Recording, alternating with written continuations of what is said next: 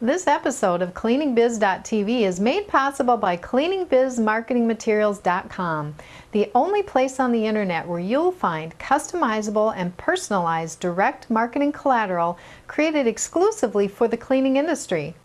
Coming up on today's show, Steve is back to help me answer viewer questions. I'm Jean Hansen, and this is a show that will help you turn your vision into a successful cleaning business.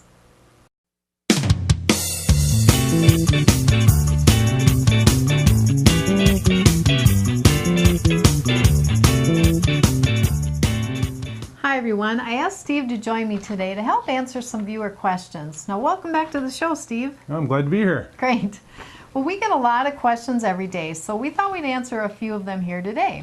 So here goes. Our first question is from Sky Iverson, and Sky wrote, I'm having a problem finding new employees. I advertise mainly on Craigslist, but most of them just want easy work, part-time hours, or have no cleaning experience. I've gotten over 30 resumes, and most of the people that I contact never respond or return my calls. Help!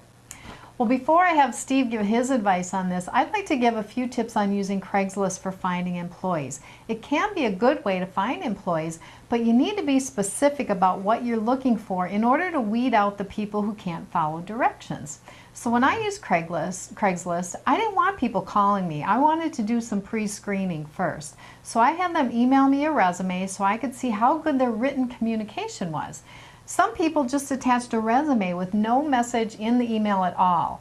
I didn't even bother with those people because I knew they were just sending out mass resumes. Now, when I received an email that showed that they took time to respond to my job opening, I called them up and I did a phone interview. And if I liked what I heard, I brought them in for an in-person interview. So that's what worked for me on Craigslist. Steve, what are some other ways to find good employees? Well, you know, one of the things that we've done is that we've always placed an ad in the newspaper. We've gone and worked with Job Service or your workforce center in your area.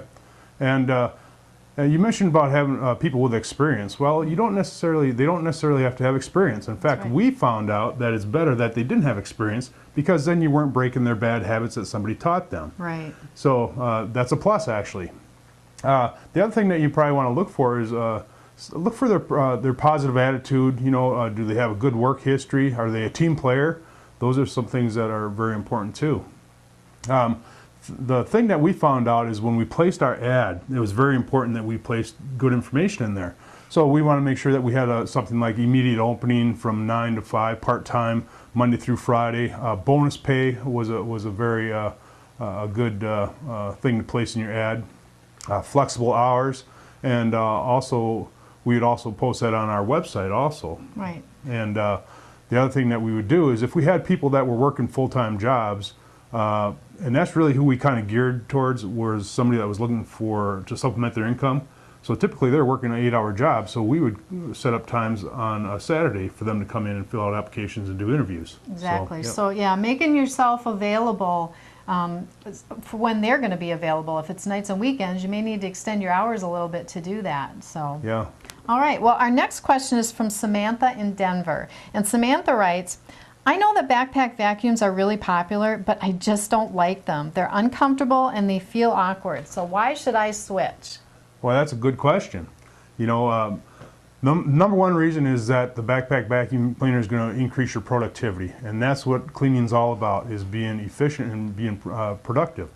So that's the major thing. The one thing you always want to do is when you're looking at a backpack is match the backpack to the operator.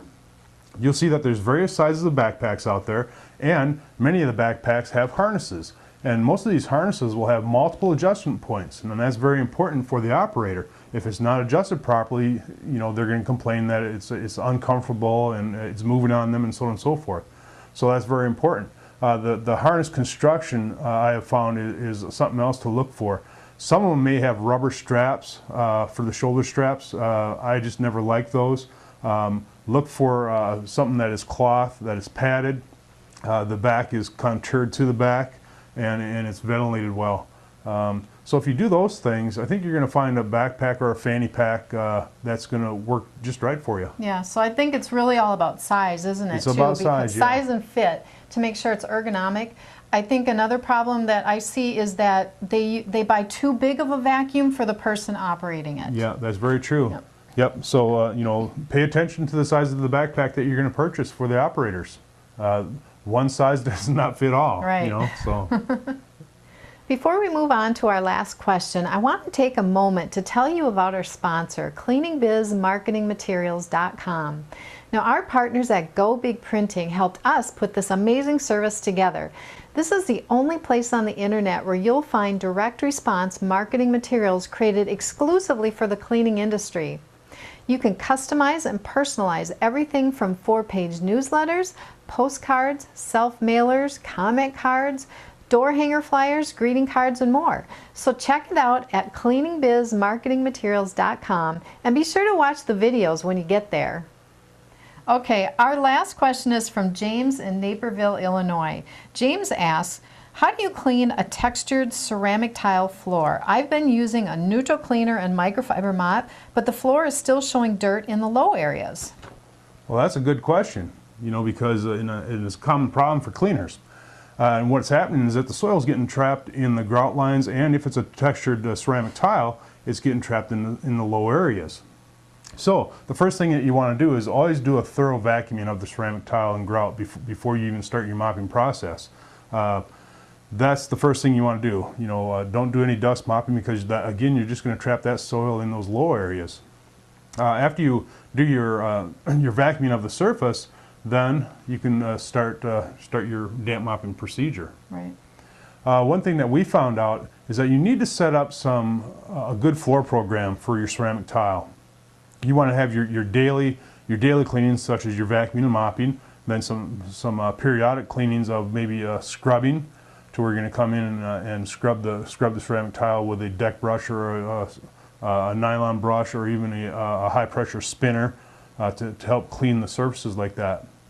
And so it's very important, you know, set up your floor program for your daily and periodic and restorative cleanings. Right. So I think it's important to make your customers realize that they need to have some kind of a system to maintain the good look, because it just isn't going to work by constantly sweeping and mopping every day. You have to have that extra restorative cleaning. Right. You know, because it's all based on the soil loads that come into the building, how many people are into the building, the traffic, and so on and so forth. The location where you're at.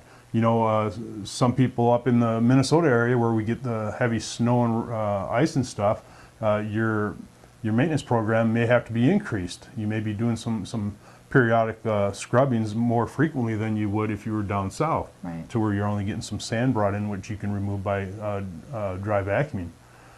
So those are some things to remember. So what can they do to in the meantime, before they do like a scrubbing with a machine?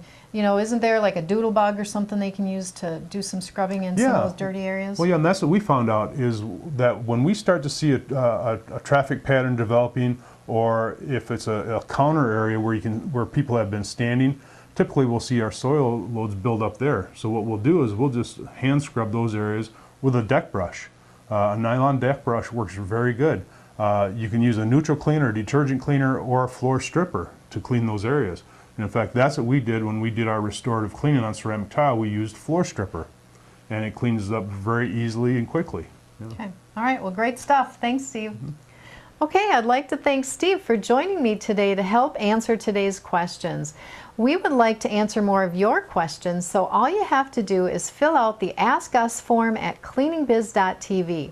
Now, we can't guarantee that we can get to all of them, but we'll pick the ones that we feel will help most viewers. That's it for today's show, and remember, everything you learned on today's show works, but if you want it to work for you, you have to take action. And as I always say, inaction may feel safe, but action can move mountains.